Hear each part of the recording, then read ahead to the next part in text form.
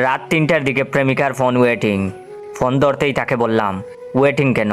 তখন তার উত্তর, জয় তুমি কি আমাকে সন্দেহ করো?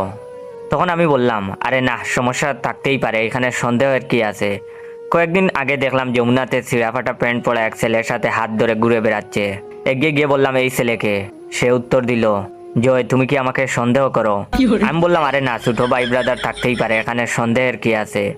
একদিন খুব কাছের এক ছোট ভাই কল দিয়ে বলল, ভাই ভাবির তো বিয়ে ঠিক হয়ে গেছে, আপনি সেকা খাইলেন। সাথে সাথেই প্রেমিকাকে কল দিয়ে কইলাম, ঘটনা কি সত্যি? সে বলে, দেখো বিয়েটা আমার বাবার জন্য করা, বাবার হার্টের অসুখ, তাই বিয়েটা করতেছি। কিন্তু আমি তো তোমাকে ভালোবাসি, কিছুদিন পরেই তো আমি তোমার কাছে ফিরে আসব। আমি আমতা আমতা করে বললাম, কিন্তু?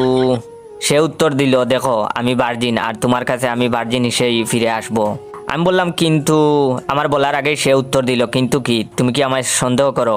আমি বললাম, আরে না, এখানে সন্দেহের কি আছে, সমস্যা হতেই পারে।